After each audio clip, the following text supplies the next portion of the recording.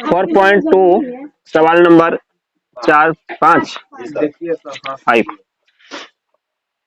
अब देखो इसमें 5 नंबर क्वेश्चन देना, ध्यान देना क्या कहने का मतलब इसमें है।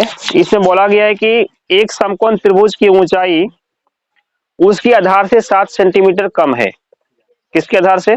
उसके ऊंचाई से। इसके बाद यदि कर्ण 13 सेंटीमीटर का हो तो अन्य दो भुजाएं ज्ञात करो। ये मतलब हुआ। तो इनसे क्या समझ में आया? कुछ समझ में आया? बोला उसका ऊंचाई जो है 7 सेंटीमीटर कम होना चाहिए। किससे कम होना चाहिए? आधार से कम होना चाहिए। उसके बाद कर्ण की लंबाई 13 सेंटीमीटर होगा, बिल्कुल लिख दिया है, क्लियर। तो बोला जो अन्य दो भुजा बच गया ना, जैसे कर्ण का तो बोल दिया 13 होगा, कौन कौन बच गया? लंब बच गया और आधार बच गया। तो दोनों का लंबाई क्या क्या होगा उसका निकालना है। आया बात समझ में ना? चलो, तो क्वेश्चन में दिया गया था कि इसका जो ऊंचाई है आधार से 7 सेंटीमीटर कम है ना, तो पहले किसको लिखें? आधार को लिखें, ऊंचाई को लिखें? क्योंकि बन तो दोनों सकता, लेकिन सुधा कौन रहेगा? यानी ऊंचाई किस पे डिपेंडेंट है? आधार के ऊपर है। बोला था ना कि आधार से 7 कम होना चाहिए, तो सबसे पहले किसको ले लिया जाए?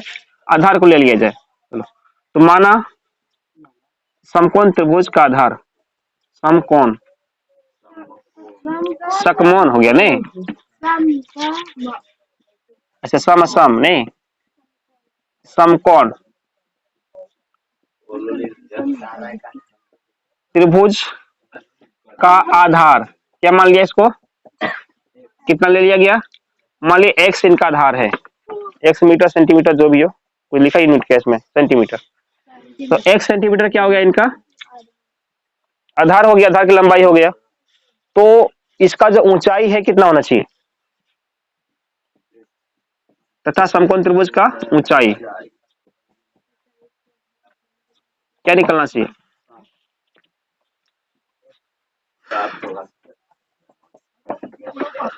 ऊंचाई इनका होना चाहिए, बोला इनका ऊंचाई उनके आधार से 7 सेंटीमीटर कम है। कम का मतलब क्या करना पड़ेगा? इसमें 7 माइनस कर देना पड़ेगा। इतना सेंटीमीटर जो है क्या हो गया? इसका ऊंचाई हो गया। तो और इसका चूंकि कर्ण के बराबर लिखा हुआ था, कर्ण का मान कितना लिखा था बोलो? 13 सेंटीमीटर लिखा हुआ था। कर्ण का फार्मूला होता क्या है? समकोण दिखाई दे, समकोण बस लगा दो उसको, अंडर रूट लंब स्क्वायर प्लस हाँ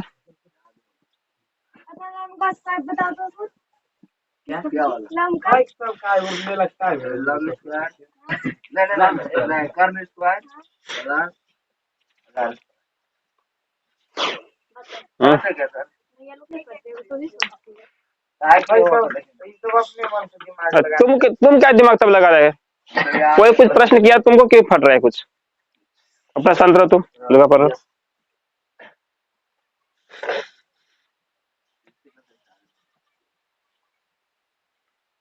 अब इसके बाद क्या होगा? ये तो फॉर्मेट लगा दी बिल्कुल, इस पे मान लगा देते हैं। तो लंब का कितना मान है बोलो? लंब का मान, ये लंब मतलब ऊंचाई होता है। लंब मतलब क्या हो गया? ऊंचाई। क्या था? x-7। इसके स्थान पर x-7 का क्या हो गया? स्क्वायर प्लस आधार है, कितना मान है? सिर्फ x है, x का स्क्वायर। और ये जो यहाँ पर रूट लगा हुआ था उसको ले चले जाएंगे हम दाहिने साइड में। तो जब इसको उधर लेकर जाएंगे राइट हैंड के साइड में, तो क्या बन जाएगा? रूट जाने के बाद क्या बनता है? याद रखने सब नियम है, रूट जब भी जाएगा क्या बन जाएगा? स्क्वायर बन जाएगा। यानी कि ये रूट जाकर उधर 13 का स्क्वायर लग गया। यहाँ तो ठीक है बात ना?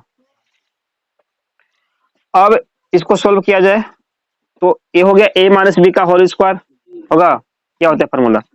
a square minus 2 into A into B, मतलब गुना गुना है, प्लस बी स्क्वायर मतलब 7 का स्क्वायर, प्लस x का स्क्वायर तो पहले से ही था, बराबर 13 का स्क्वायर कितना होता है? 169। यहाँ तक ठीक है।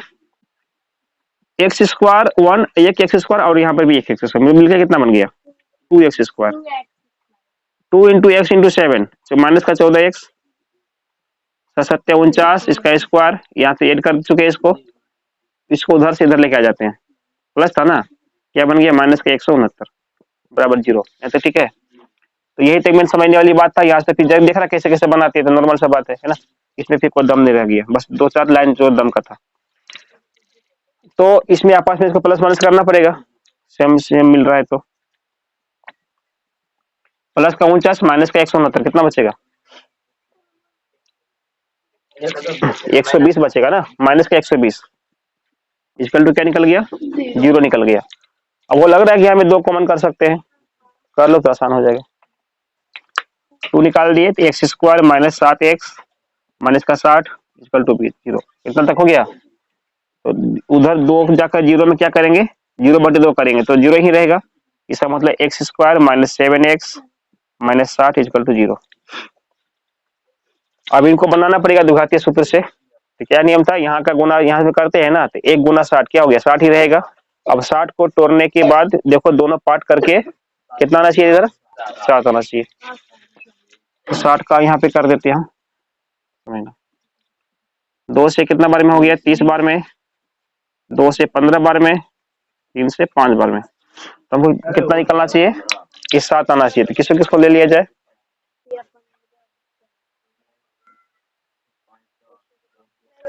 पंद्रह में गया 4 हाँ 2 और 3 एक साथ रखेंगे। 4 या 12, 12 में गया 5 तो 7। ठीक है, एक्स स्क्वायर माइनस का 12x 5 किसमें? प्लस की माइनस में? प्लस कर तब ना घटेगा आपस में, याद रखना ये सब चीज। अब दोनों में कॉमन क्या कर सकते हैं हम? x को ले सकते हैं कॉमन के रूप में। तो x माइनस 12 यहाँ पर क्या निकलेगा? सेम का सेम यहाँ पे लिखते हैं ना, x माइनस 12 को ही बराबर 0 डाल दिए। अब दिमाग लगाओ, यहाँ दो पार्ट यहाँ पे हो चुका था, यहाँ इसके लिए क्या डालें? ठीक है यहाँ तक ना। और फिर क्या करते थे? दोनों बाहर वाले को मिला के एक साथ x plus 5 x minus 12 equal to 0। अब यहाँ से फिर निकाल दो, x प्लस 5 इक्वल टू क्या हो गया? 0। यहाँ पर x minus 12 equal to 0। x का वैल्यू कितना? प्लस क्या बनेगा? माइनस का 5। यहाँ पे x का वैल्यू क्या निकलेगा? अब समझना। तो इसमें कौन सा मान संभव होगा, कौन सा मान संभव नहीं होगा, इस बात को देखने के लिए फिर हमको ऊपर जाना पड़ता है कि आखिर एक सम मान के क्या जा रहे थे। नहीं, वहां से मिलाने के बाद ये संभव और असंभव वाली बात होगा। तो एक्स को मान लेते हैं हम त्रिभुज का आधार का, सबको त्रिभुज का आधार एक्स माने थे ना, आधार मतलब उसका लंबाई हो गया। तो लंबाई पता को, लंबाई किसी का माइनस में हो सकता है क्या? नहीं होगा ना। स्टार्ट लंबाई 0, 1, 2 होता है, माइनस में कैसे नापते कि तो ना पता नहीं है। यानी कि लंबाई वाला चीज माइनस में कभी होता नहीं है। इसका मतलब एक्स का जो माइनस वाला मान निकला हुआ है, इस सरासरी क्या है? बिल्कुल गलत है, यानी कि ये संभव होगा ही नहीं, ये मान संभव नहीं, क्योंकि माइनस लंबाई कभी माइनस में नहीं आता। और 12 बन सकता है प्लस में है, तो यही मान चलेगा ना। तो एक्स का मान जो 12 राइट है। अब इसी बेस पे निकालेंगे इसका ऊंचाई भी और आधार भी। दोनों पूछा गया था, अन्य दो पूछा। अच्छा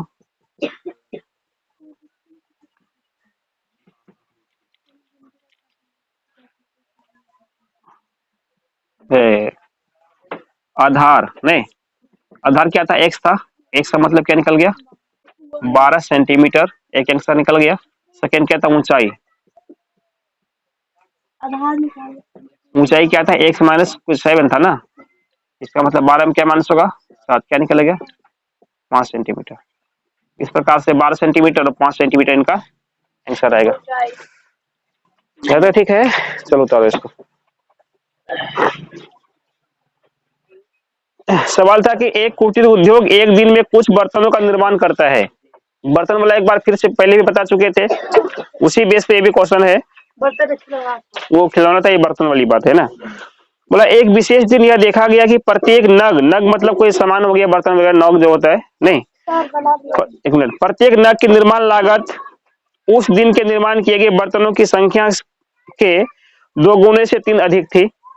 यदि उस दिन की कुल निर्माण लागत 90 रुपया थी तो निर्मित बर्तनों की संख्या और प्रत्येक नग की लागत ज्ञात कीजिए। तो एक कंपनी है जो सिर्फ नग बनाती है, समझना इसमें, है ना।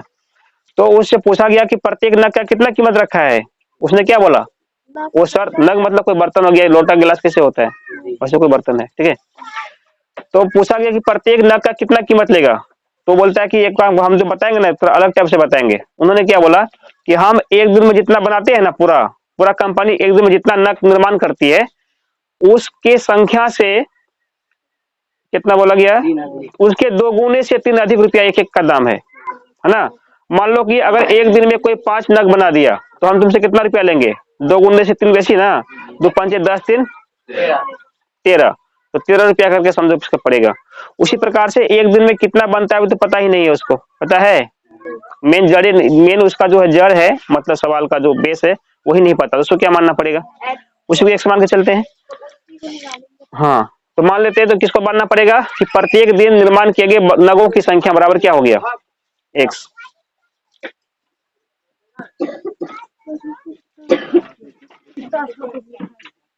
माना छूट गया था ना, माना प्रत्येक दिन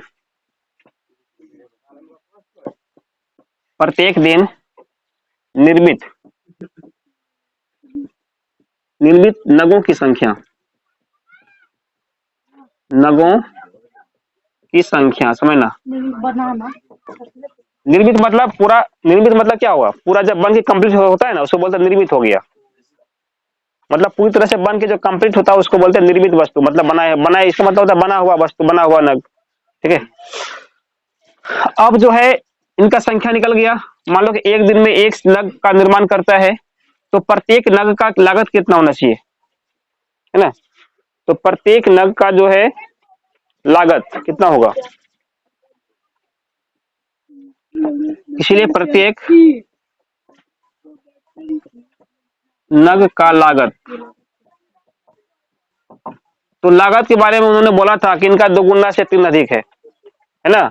2 गुना से 3 अधिक, 2 गुना मतलब एक से तो ये कितना निकलेगा 2x, 3 अधिक था ना, 3 और जोड़ देंगे तो ये हुआ एक एक नग का कीमत रुपया में, है बात समझ में।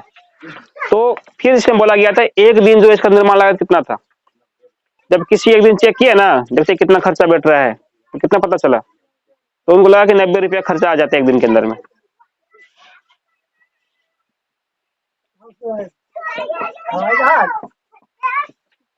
प्रश्नानुसार अब क्या होगा इसमें, तो एक दिन का खर्चा कितना इसका है 90 रुपया है ना, ये होते रहता है, किसी विशेष एक दिन था क्या इसमें। हम्म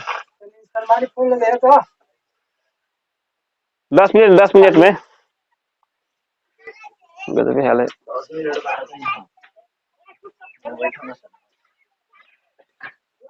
तो उस दिन के कुल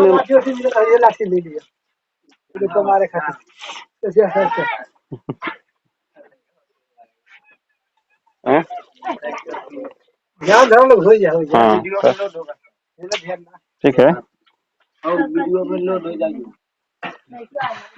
यदि उस दिन की कितना हो गया, चलो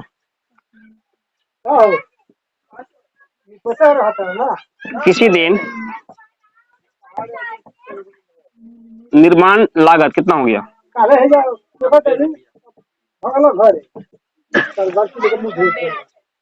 90 रुपये हुआ ना। किसी दिन का मतलब जिस भी दिन एक दिन चेक किया ना उस दिन मतलब किसी दिन चेक किया जा रहा है, तो बताया कि 90 रुपया खर्चा आ गया, एक खर्चा कैसे निकलेगा, गजबी हाल है लोग, रोज कहान बतियाती रहता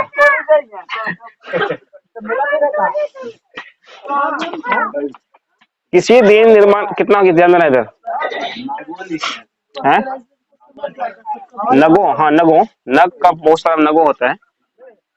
तो अगर एक नग का कीमत आ गया 2x+3,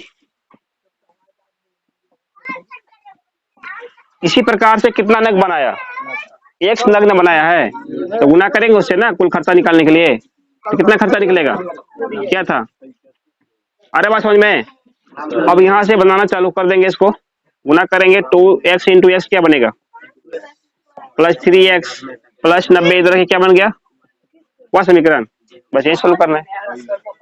अरे हल्ला कौन कर रहा है रे,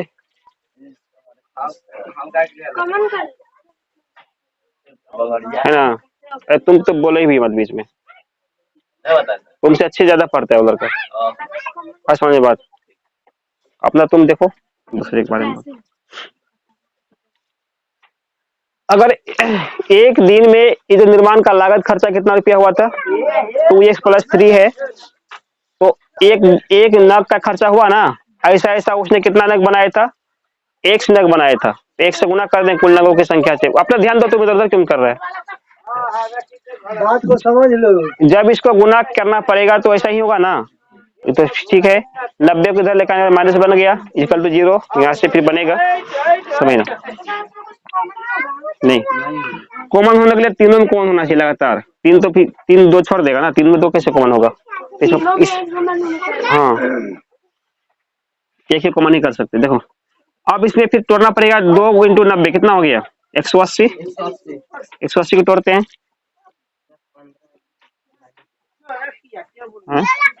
45 3 15 बार में,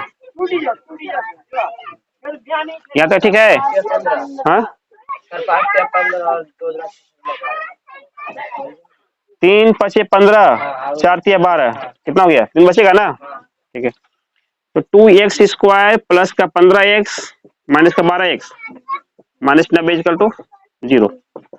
अब यहाँ पर क्या कॉमन कर सकते हैं, 2 तो कॉमन होगा नहीं, सिर्फ x ही कॉमन होगा। आता समझ में आ गया बच्चे को, हैं खाली मून गिराती है, बोला करो हाँ आता है कि नहीं आता है। 2x बचेगा इसमें, 15x में x कटा, सिर्फ 15 ही ना बचेगा, माइनस, अच्छा इसमें क्या करें, 2x + 15 पूरा पूरा डाल देंगे इधर, है ना, समझ माइनस से प्लस लगा दिया ना, उसे कोई दिक्कत नहीं, जो था वही लगाना पड़ेगा। अब इन दोनों का काम यहाँ पे हो चुका था, यहाँ से कॉमन इसको किया है ना, तो यहाँ पे क्या गुना करें जो कि इसका मतलब 12 हो जाए, क्योंकि 12 यहाँ पे 6 लगाना पड़ेगा, बस हो गया पूरा पूरा। माइनस माइनस कुछ नहीं, वो तो लिख दिए थे पहले इसमें, ठीक है, माइनस होगा ना जो माइनस है। अब उसके बाद दोनों मिला के क्या करेंगे, दोनों बाहर वाले को मिला के एक स्थान पे करेंगे, दोनों एक ही चीज है तो उसको एक बार लिखते हैं, तो प्रोसेस पता है, इक्वल टू 0।